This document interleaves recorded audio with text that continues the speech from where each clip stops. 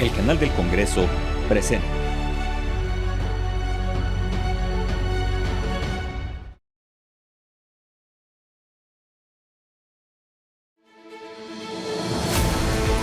Qué gusto saludarlos en Vértice Internacional. Soy Rina Musal y estamos listos para llevarles hasta sus pantallas un análisis sobre los grandes temas de relevancia internacional. El día de hoy ponemos nuestra atención en los 2 años que ya se cumplen de aquella invasión de Rusia a Ucrania, ese fatídico día del 24 de febrero que ha puesto en vilo la paz y la seguridad internacional. Una gran oportunidad para preguntarnos sobre el estado actual de la guerra, sobre qué esperar en el año 2024 de un conflicto que ha acrecentado la rivalidad entre potencias nucleares. Les pido por favor que nos acompañen.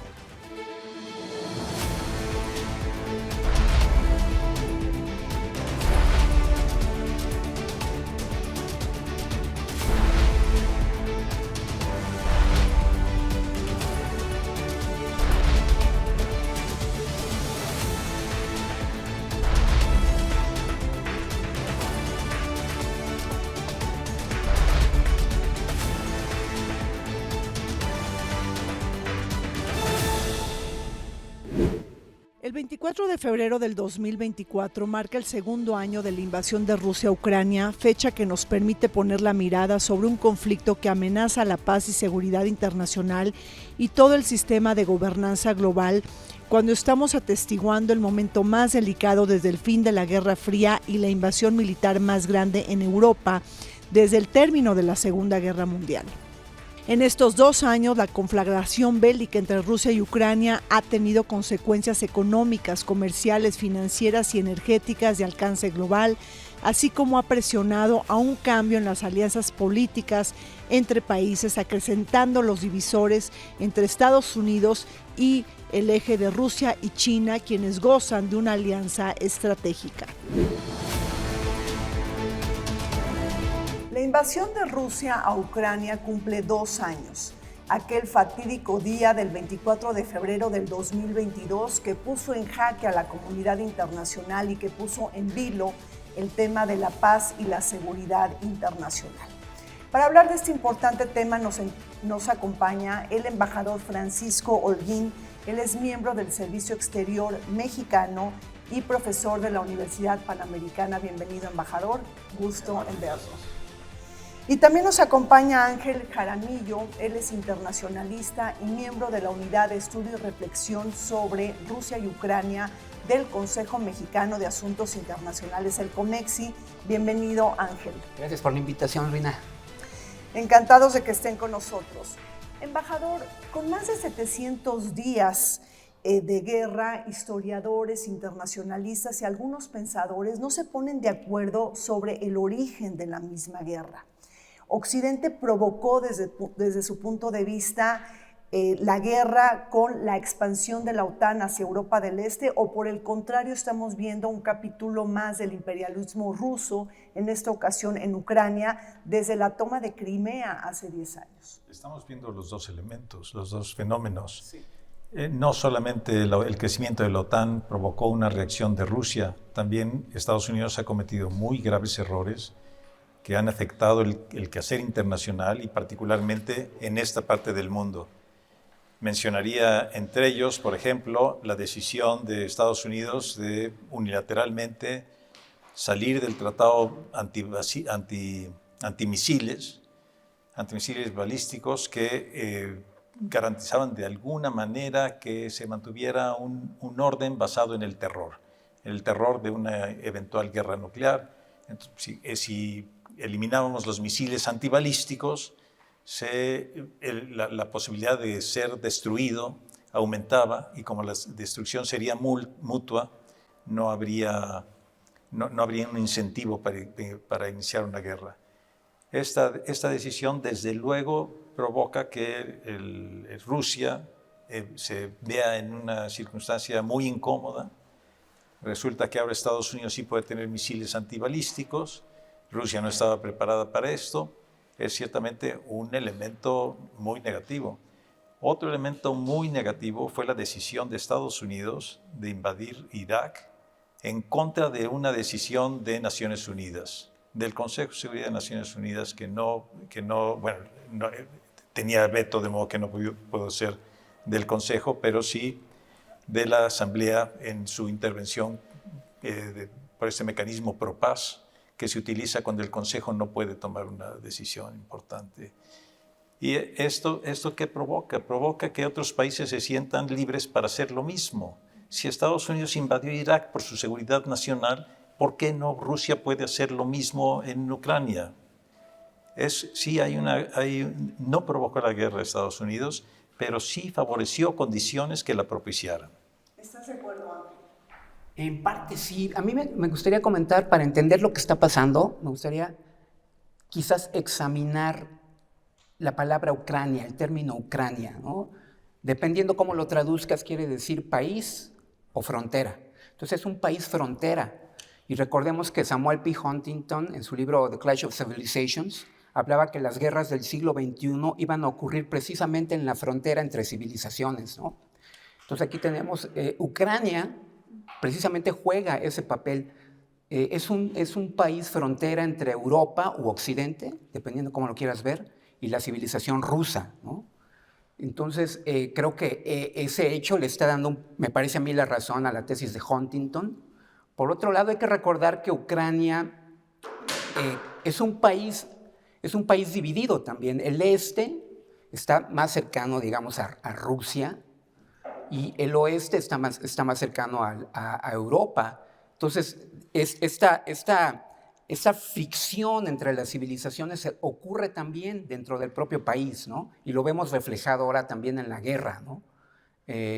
Por ejemplo, lo que está pasando hoy es que Rusia logró un triunfo en una ciudad del este recientemente, pero por otro lado, Ucrania está venciendo en el mar, ¿no? Es decir, en el Mar Negro. Es decir, las fuerzas navales ucranianas, a pesar de que no son las más poderosas del planeta, sí están venciendo a las fuerzas navales rusas. Y eso habla de una debilidad, me parece a mí, de Rusia, ¿no? En cuanto a su poderío militar, ¿no? Entonces yo creo que sí debemos entender este papel que juega Ucrania, y lo que está en juego desde mi punto de vista es no solamente lo que está ocurriendo en el territorio ucraniano. Yo creo que esta guerra es una guerra global.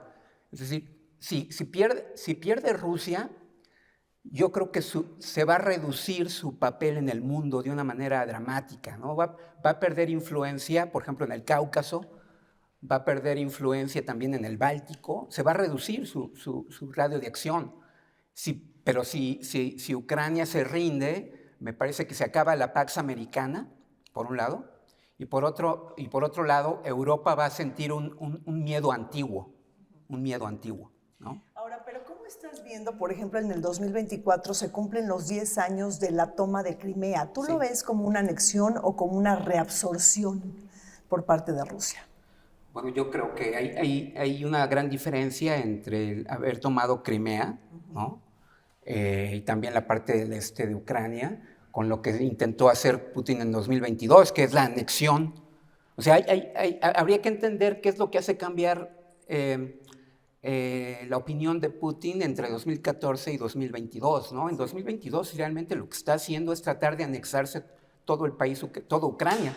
Se cuenta que él pensaba que Ucrania se iba a rendir a los 15 días o a las 3 semanas. O a los 3 días, también lo dijo. O a los 3 días, ¿no? Entonces él pensaba que iba a ser una guerra que él ganaría de manera automática, no esperaba la reacción nacionalista de Ucrania. Y con esta reacción nacionalista de Ucrania, creo que podemos entender que realmente sí existe un país llamado Ucrania, una nación en resistencia que se llama Ucrania, en contra de lo que quiere Putin.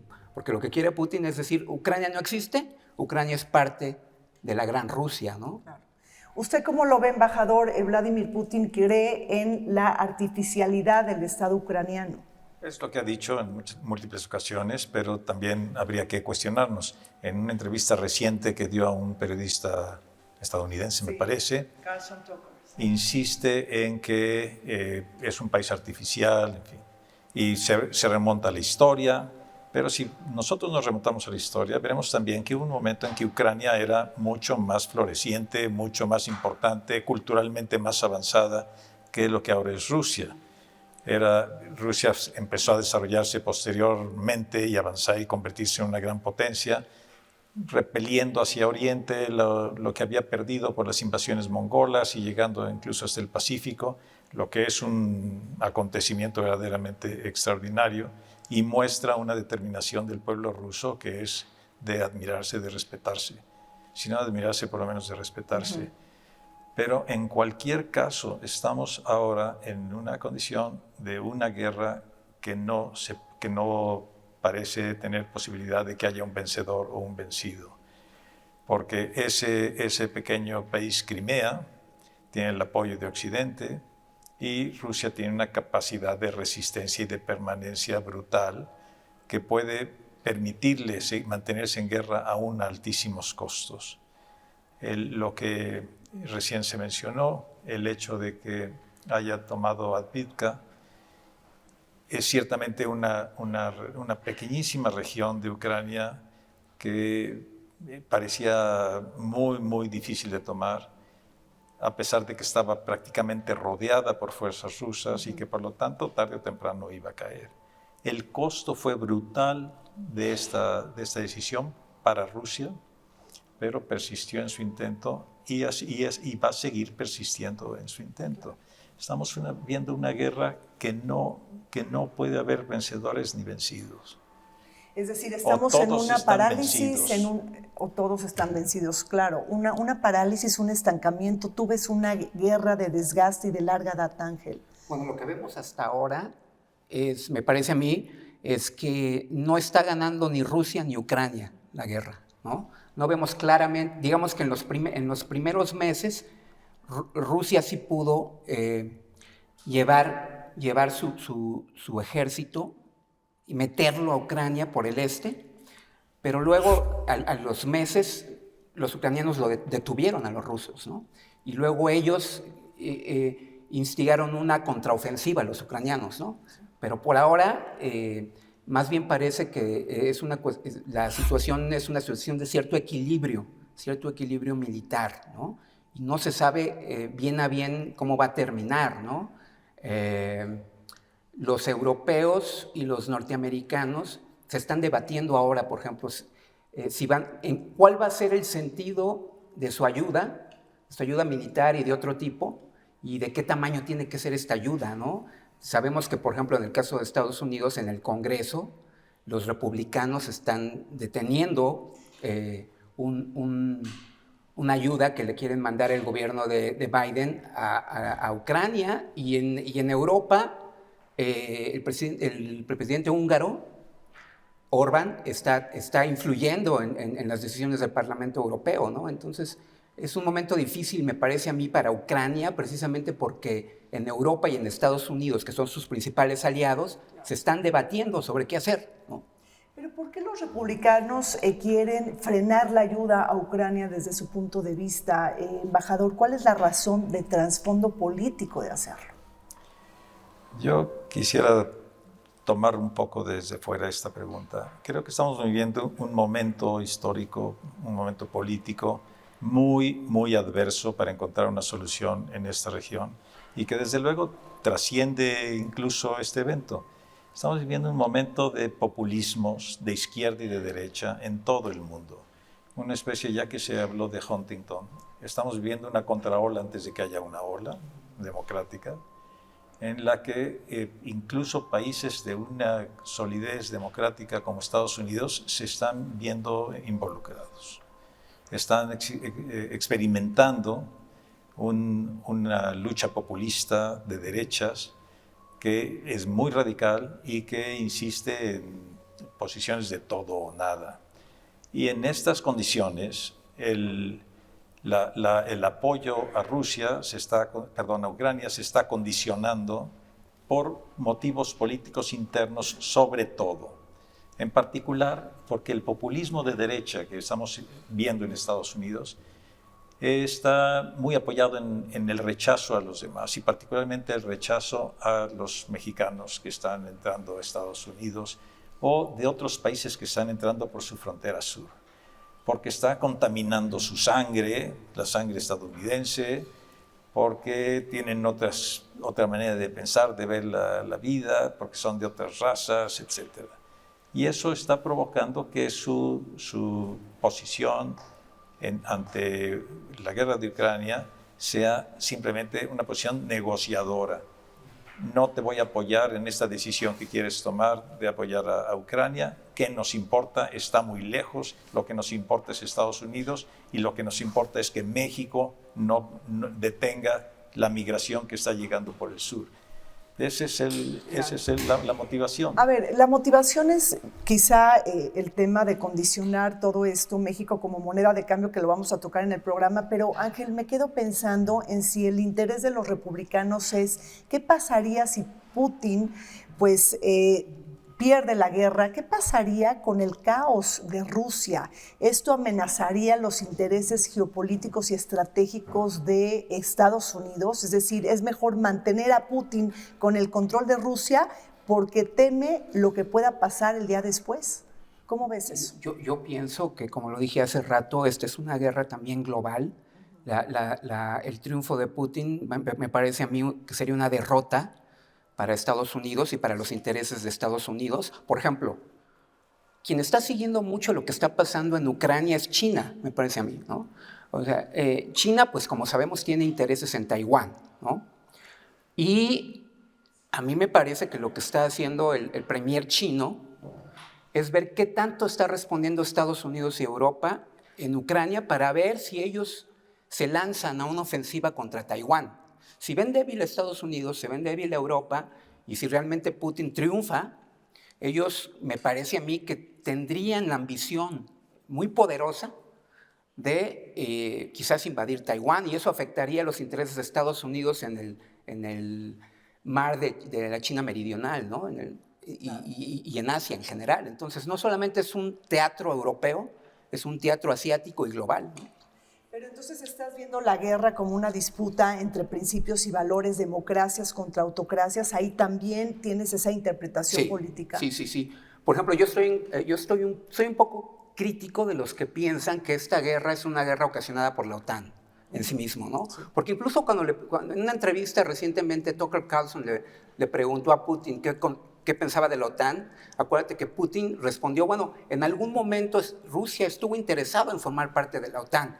Entonces, habría que preguntarnos por qué finalmente no quiere Putin ser parte de la OTAN.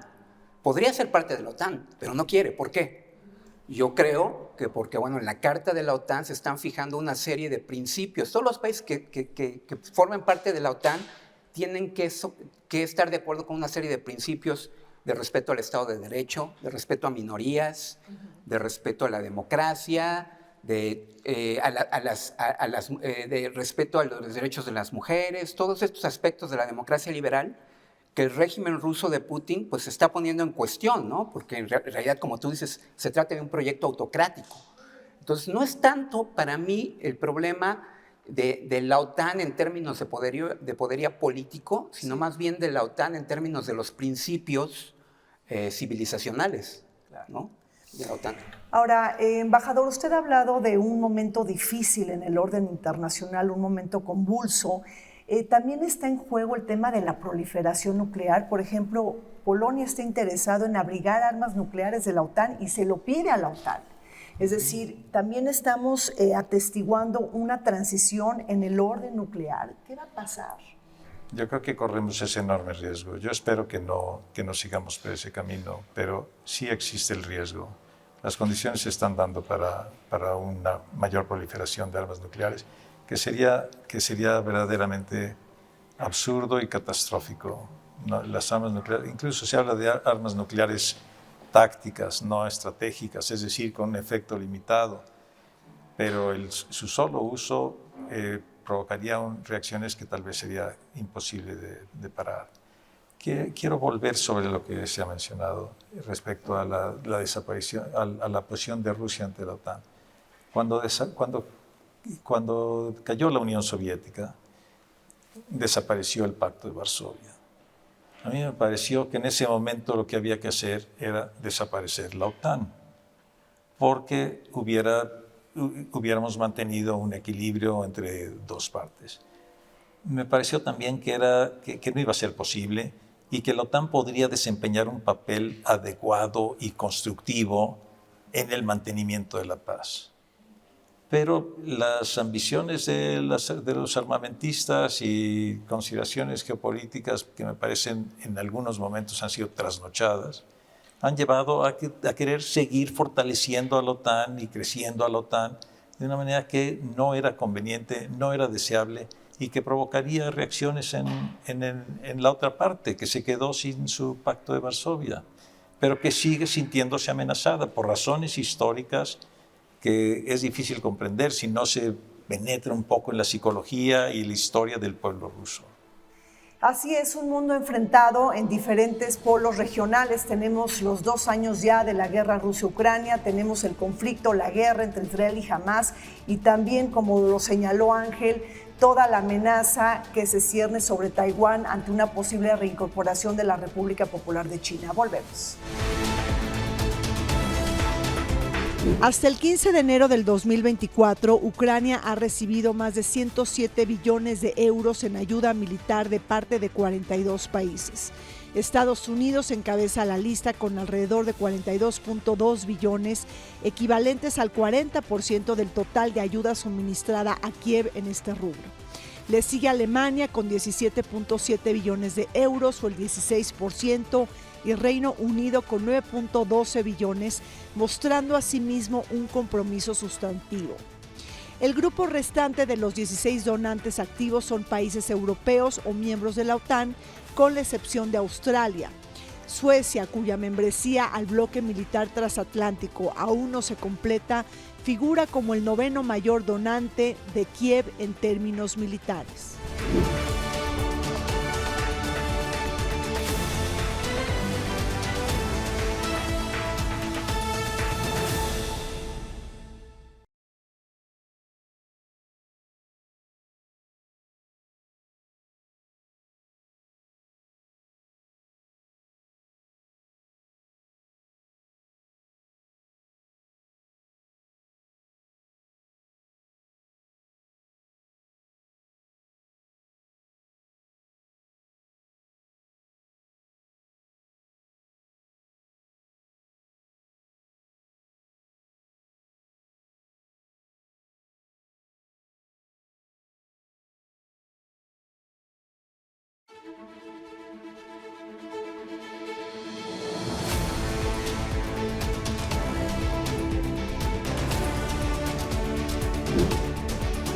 A más de 2 años de guerra y cuando se cumplen los 10 años de la toma rusa de Crimea, las perspectivas para llegar a una pronta paz lucen lejanas e idealistas.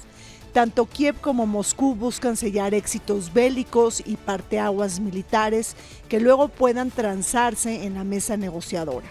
Mientras tanto, el escalamiento del conflicto resulta seductor para Moscú debido a la escasez de municiones y material bélico de Ucrania y el compromiso endeble que ha demostrado Washington para incrementar las capacidades aéreas y marítimas de Kiev. No hay que olvidar que este año se celebran elecciones presidenciales en Estados Unidos y que es muy posible el regreso de Donald Trump a la Casa Blanca.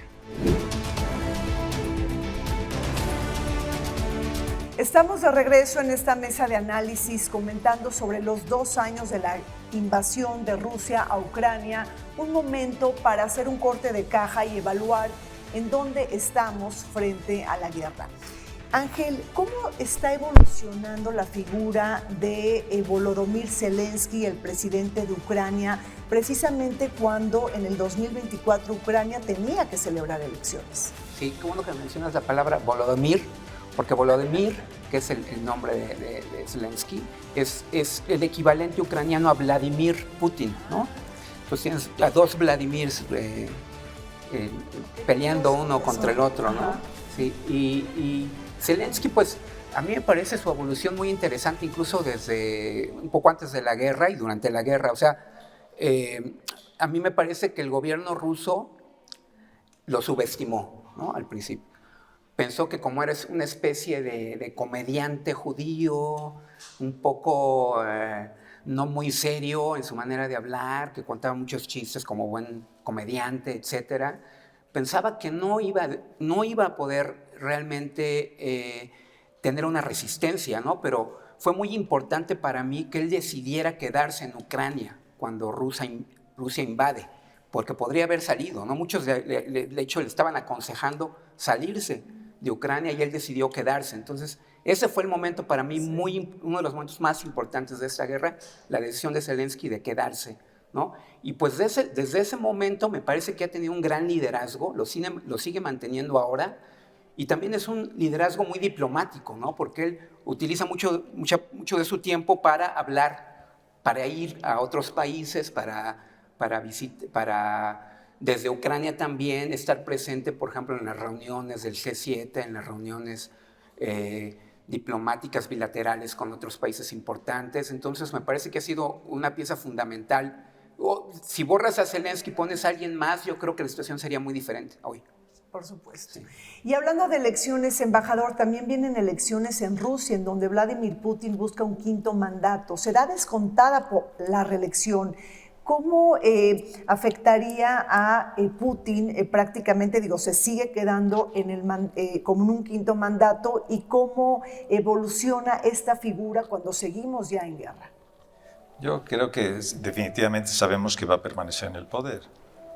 No hay que olvidar también que este año debería haber elecciones en Ucrania, pero por las condiciones de guerra no se van a celebrar. De hecho, si no me equivoco, el año pasado debió haber legislativas y no se celebraron. Estamos entonces detenidos, congelados en una situación de esa guerra a la que ya me he referido, que no tiene posibilidades de tener un ganador, y en la que me parece que es indispensable tratar de conseguir la paz tan pronto como sea posible. Tal vez me estoy desviando un poco, me estoy adelantando, pero creo que el objetivo principal que debería buscar la comunidad internacional es lograr la paz en Ucrania este año, porque es una guerra de desgaste, lo quise mencionar hace un momento, pero no alcancé a hacerlo. Es una guerra de desgaste en la que la víctima principal es Ucrania. No tiene la capacidad de resistencia que tiene la Unión Soviética, no tiene garantías de los apoyos de Europa y de Estados Unidos, aunque eventualmente le están dando. Y esto ha provocado que haya también una desilusión enorme del pueblo ucraniano. Ucrania tenía un muy bajo índice de natalidad, de hecho estaba decreciendo su población. Con esto ha aumentado considerablemente la reducción de la población ucraniana. Hay una emigración enorme, sabemos que algunos han llegado a México y ciertamente mucho más a Europa. Y es un fenómeno que se está dando también en Rusia, pero Rusia tiene mucha más capacidad de resistencia. La crisis demográfica de Rusia está ahí también. Pero aquí la parte débil, que es Ucrania, corre el riesgo de desaparecer en alguna oportunidad. Y yo creo, ya que estoy en esto, adelantaría algo. Creo que en este momento la única posibilidad de pacificación, la única posibilidad de alcanzar la paz, va a ser una dolorosa partición de Ucrania. ¿Ahí considerarías, Ángel, el intercambio del Donbass por Crimea? ¿Eso es lo que está buscando Vladimir Putin? ¿Sería un escenario posible? Sí, se habla de varias posibilidades, ¿no? Y digo, una es un triunfo ruso total, y entonces ellos se anexarían Ucrania. La parte del este.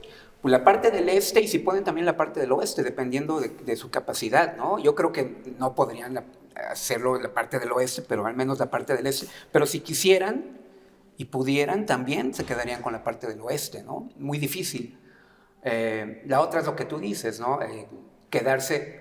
Creo que los rusos, creo que lo mínimo que querría a estas alturas Putin es quedarse con las dos, ¿no? Con Donbass y también con Crimea.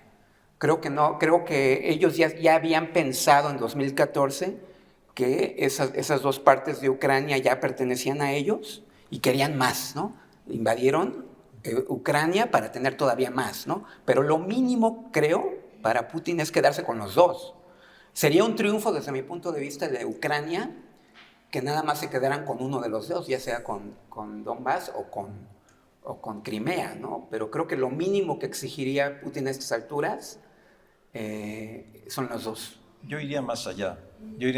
Porque creo que a la propia Ucrania lo que le conviene es permitir que la zona oriental, que tiene una población que habla ruso, que se siente más identificada con Rusia que con Ucrania, y desde luego Crimea, que además fue una base militar, es una base militar importantísima para Rusia, y que tiene 90 y tantos % de la gente que vive ahí habla ruso, y por lo tanto para Ucrania, para el futuro de Ucrania sería preferible no contar con una región que no participa de los intereses de la propia Ucrania. Sí, pero por otro lado, digo, la lengua no define una nación, ¿no? O sea, por ejemplo, si también la historia cuenta y la cultura, ¿no? Por ejemplo, bueno, en Crimea, recordemos que Crimea por mucho tiempo no fue parte de Rusia, ¿no? Sino más bien estaban ahí los tátaros, ¿no? Que venían más bien de la invasión mongola,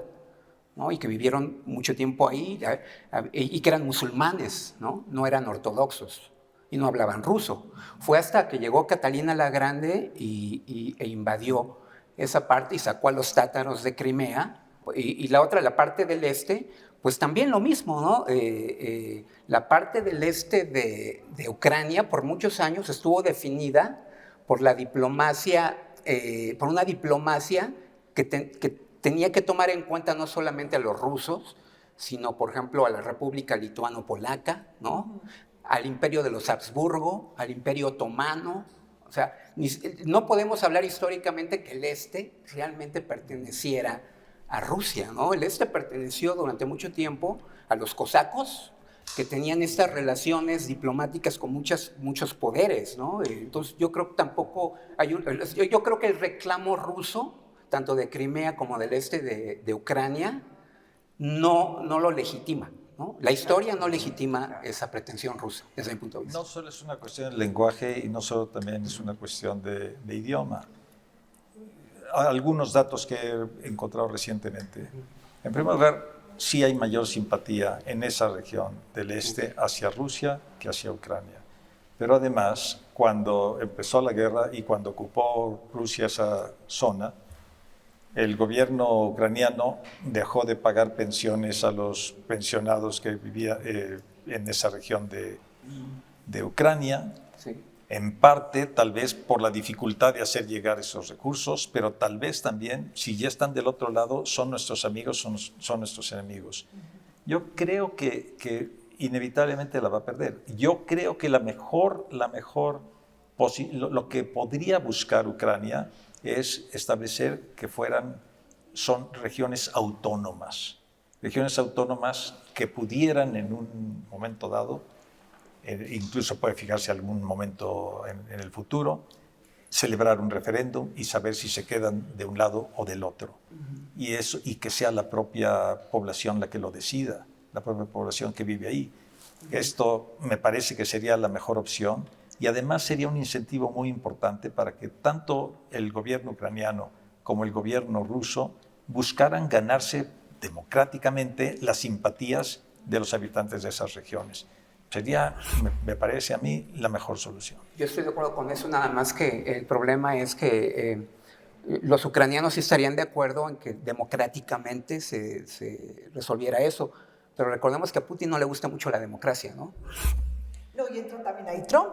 O sea, ¿qué haría Trump si regresa a la Casa Blanca? ¿Cómo terminaría el conflicto? Porque ahí Carlson Tucker, de alguna manera, pues Putin le da un mensaje a los republicanos de que no sigan financiando la guerra en Ucrania. O sea, Ucrania necesita de Occidente, Ángel.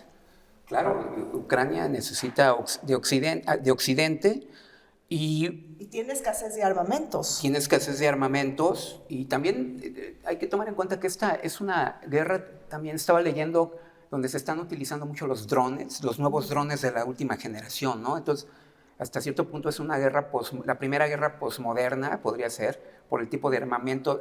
Estamos viendo en Ucrania, desde mi punto de vista, el futuro de las guerras en el siglo XXI, ¿no? con las nuevas tecnologías de la cuarta revolución industrial. Entonces, también por eso me parece muy interesante lo que está pasando, importante. Y sí, desde luego que Ucrania necesita de Occidente, y Occidente está pasando ahora, me parece, por una especie de crisis, ¿no? Y recordemos que Europa ha disminuido, mientras en otras partes del mundo ha aumentado el gasto militar, como en Asia, en Estados Unidos, en Rusia. Rusia está aumentando sus gastos militares desde que invadió, desde que comenzó la invasión, ha aumentado su gasto militar. Mientras en Europa está leyendo que ha estado reduciéndose el gasto militar. Ahora apenas están comenzando, pero durante mucho tiempo se estuvo reduciendo. Empieza ya a aumentar. Pero además la comparación es muy desfavorable para los países occidentales que supuestamente quieren la paz. Sí. Los últimos datos que yo vi es que del gasto militar, el 47% es de Estados Unidos, 17% de los países de la OTAN en Europa y 50% Rusia. Está muy, muy por detrás. No, perdón, ¿qué dije? Es 20% Rusia, si no me equivoco. Estamos hablando de porcentajes de sus productos internos brutos y es o del gobierno, del gasto federal, ya no me acuerdo, estoy confundiéndome, pero en fin, no es tan alta el gasto militar en Rusia. Bueno, pero ahí entra, por ejemplo, Alemania. Alemania tiene un giro constitucional y Alemania de alguna manera está cambiando y se está rearmando. No tiene capacidad bélica para generar una guerra, digo, nos faltan 5 o 10 años, pero ahí Alemania necesita tiempo también para convertirse en un país que tenga dientes en la política exterior. Sí, y los países bálticos me parece que pueden ser una diferencia, porque ellos sí están entendiendo, y también por razones geopolíticas, no están amenazados por Rusia, y entonces sí están entendiendo. Dando aviones a Ucrania. Sí, a Ucrania, exactamente. En la reciente junta que hubo en Múnich, ¿no?, para discutir asuntos de seguridad internacional, los países bálticos, varios de sus gobernantes hablaron mucho en favor de que Europa tiene que ayudar más a Ucrania, ¿no? Entonces me parece muy importante el papel que están jugando y que van a jugar en esta guerra los países bálticos, ¿no? Claro. Porque ya estamos viendo, embajador, que había un apoyo incondicional de Estados Unidos hacia Ucrania y ahorita ese apoyo se resquebraja, tiene nuevos condicionamientos y con una posible llegada de Trump a Estados Unidos, pues esto se vuelve a reconfigurar.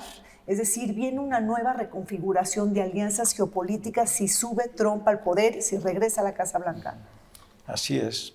Un muy buen analista, Jan Bremer, no sé si lo han conocido, hace todos los años un análisis de los puntos de mayor tensión en el mundo y cómo pueden desarrollarse. Y curiosamente dice, tenemos 3 guerras, la guerra en Medio Oriente, la guerra de Ucrania y la guerra de Estados Unidos contra Estados Unidos mismo, porque es un país que está en riesgo de experimentar un deterioro de su democracia si Trump llegara a triunfar. Y este no es un fenómeno del todo aislado. Lo estamos viendo, ese populismo al que me he referido, lo estamos viendo en otros lugares. También en México estamos con el riesgo de que nuestras instituciones democráticas, nuestras instituciones que protegen los derechos humanos, etcétera, desaparezcan. De hecho, ya están mucho más limitadas de lo que estaban hace unos cuantos años. De modo que es una tendencia mundial. ¿Cómo revertir tendencias mundiales? En fin, vuelvo a Huntington. Estamos viendo una recesión democrática en el mundo. Ahora, Ángel, hemos hablado de la parte geopolítica. ¿Cómo estás viendo las afectaciones de la guerra cuando ya cumplimos 2 años en el ciclo económico internacional? Bueno, me parece que es muy claro que sí ha tenido una afectación la guerra en la economía, ¿no? Es una de las razones de la crisis, no es la única, pero una de las razones de la crisis económica mundial en los últimos 2-3 años, ¿no? La principal es la pandemia, ¿no? Pero más o menos ocurre que cuando está la pandemia minando la economía mundial, viene la guerra, viene la invasión de Putin a Ucrania, y eso aumenta todavía más el riesgo económico mundial, ¿no? Me parece. Entonces sí es un elemento, y todos todos los asesores en materia económica, cuando les los reportes, siempre está ahí, ¿no? Como una de las razones de la crisis económica, precisamente la invasión de Rusia a Ucrania, ¿no? Y ha cambiado también. Hablamos mucho de lo que está pasando en Asia, ¿no? La afectación, sobre todo por razones de la pandemia, de las cadenas de distribución y producción, ¿no? Que ahora ya en México se está hablando de nearshoring como una respuesta a eso, pero también eso sucedió en Europa, ¿no? Y por ejemplo, en el Cáucaso y otras partes, la guerra ha afectado las cadenas productivas y esto ha estado llevando a la crisis, ¿no? Ahora, embajador, no solamente se habla del nearshoring, a partir de la guerra de Rusia-Ucrania se habla del ally-shoring o del friend-shoring, es decir, hacer negocios con países afines, con países amigos. Eso de alguna manera también ha impactado como tendencia internacional. Ciertamente eso lo puede afectar, pero después de todo, por lo menos en Occidente, los empresarios van por su beneficio económico. Y eso, los países socialistas pueden determinar para dónde va su comercio. Pero en los países democráticos occidentales no creo que eso vaya a ocurrir realmente. No creo, si hay un efecto, será marginal, me parece a mí. Bueno, pues vamos a un corte, regresamos, seguimos comentando sobre los 2 años de la invasión de Rusia a Ucrania.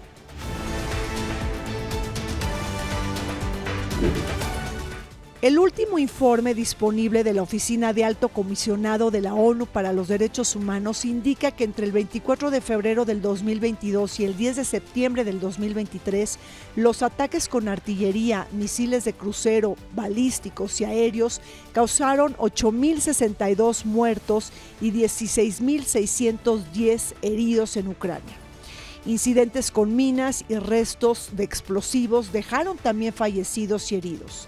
Además, enfrentamientos con armas pequeñas y ligeras, incluyendo fuego cruzado, disparo de francotiradores y acciones militares contra civiles. No obstante, las cifras reales de víctimas civiles podrían ser considerablemente más altas de lo reportado.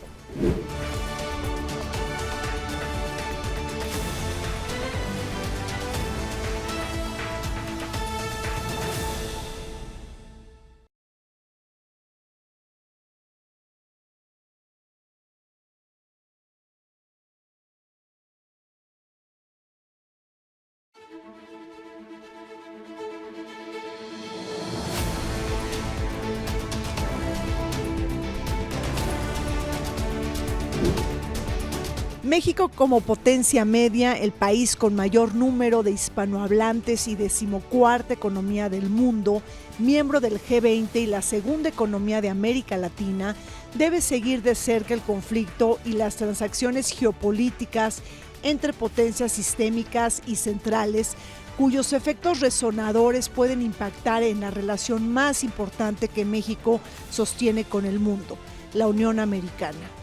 México podría ser una ficha de cambio geopolítico. El ala republicana en Estados Unidos ha condicionado al gobierno de Joe Biden a aprobar el último paquete de ayuda financiera a Ucrania a cambio de controles más estrictos en la frontera con nuestro país. Por ello, y derivado de las consecuencias globales de la guerra, México debe de dar un seguimiento puntual al conflicto y los distintos escenarios que pueda arrojar.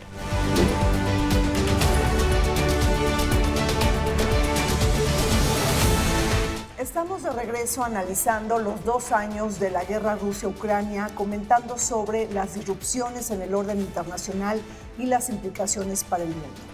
Ángel, ¿qué tanto se afectan los intereses mexicanos con esta guerra?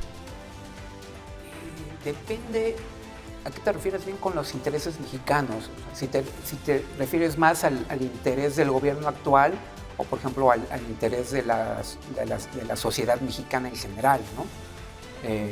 Mira, en 1999 llegan 2 hombres muy poderosos a ser líderes de sus respectivos países. En 1999 llega Putin a Rusia y llega Chávez a Venezuela, en el mismo año, ¿no? Y para mí, de ahí vinieron las dos olas populistas de las que estaba hablando el embajador, ¿no? La ola populista de derecha viene, desde mi punto de vista, de Rusia hacia Europa y hacia Estados Unidos, ¿no? La ola populista de izquierda viene de Chávez a América del Sur y luego llega a México, ¿no?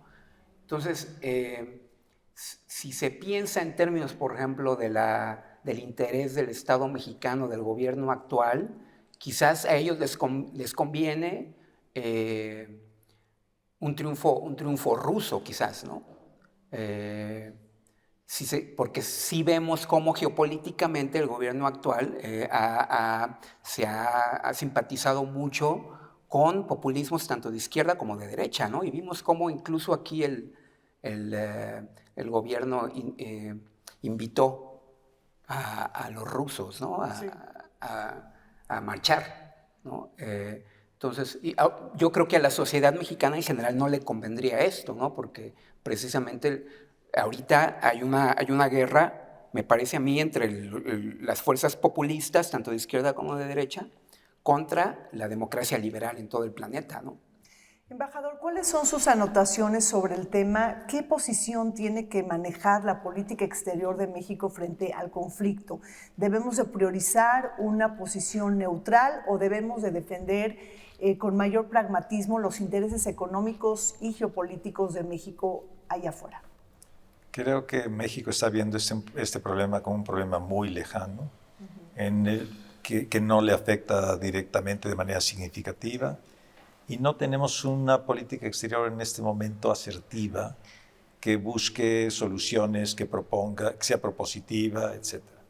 Además, no se ven soluciones fáciles, de tal manera que no veo yo en este momento, no es lo que quisiera, pero no veo yo en este momento que tengamos una capacidad como país de hacer propuestas que fueran respetadas internacionalmente y que tuvieran alguna posibilidad de éxito.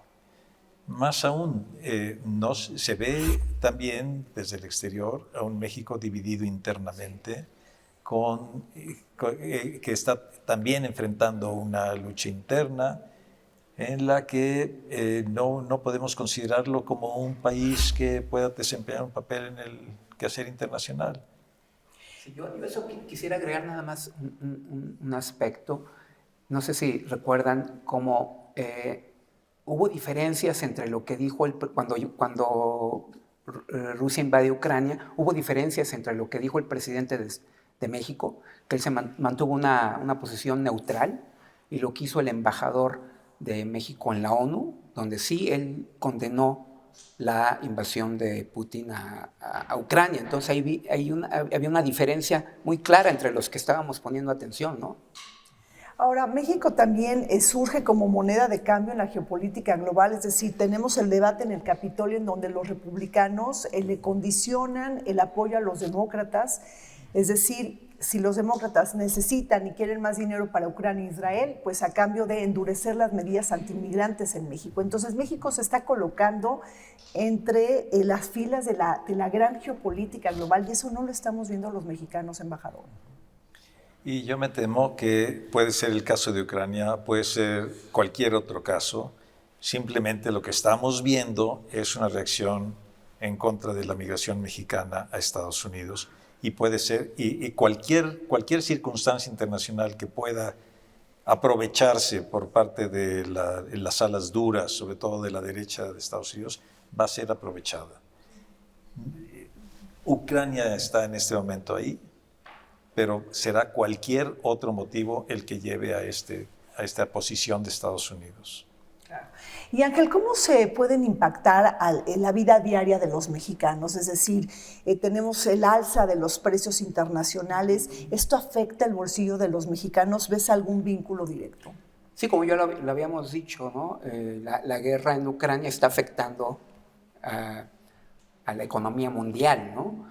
Pero más allá de eso, pues depende quién gane la guerra, va a afectar a México tremendamente, ¿no?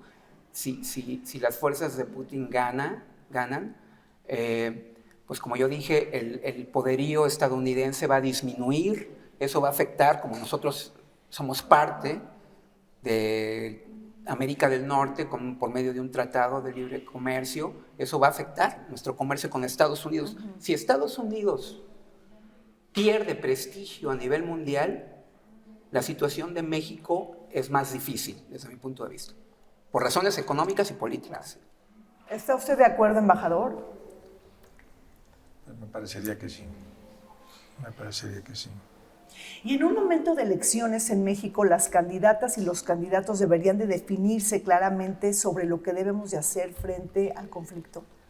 Creo que estamos muy volcados hacia nosotros mismos y creo que eso se explica por razones que todos conocemos y por lo mismo, por esa división interna, vamos a decirlo claramente, división interna tan marcada que vivimos. Yo creo que los asuntos internacionales van a tener un papel limitadísimo, si es que alguno, en las campañas presidenciales. Y Ucrania está muy lejos, Israel está muy complicado, yo no creo que vaya a haber.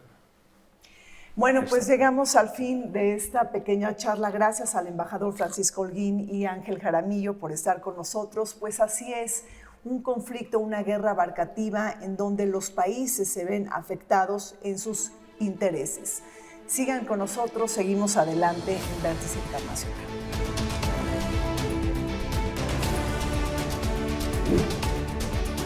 Durante las elecciones presidenciales en Rusia, Putin buscará un quinto mandato al frente de este país.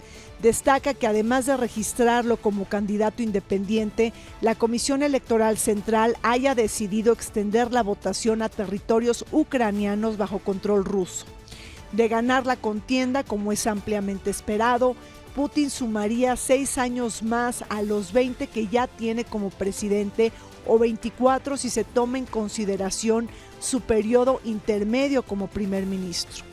Hasta ahora su autoridad ha enfrentado escasos desafíos, salvo por figuras como Alexei Navalny, fallecido este mes en una prisión rusa. Junto a Putin, otros 3 contendientes buscarán la presidencia. Se acabó el tiempo en Vértice Internacional. Me despido de ustedes de la antigua casona de Jicoténcatl, en donde pudimos llevarle hasta sus pantallas este programa. Nos vemos el siguiente martes.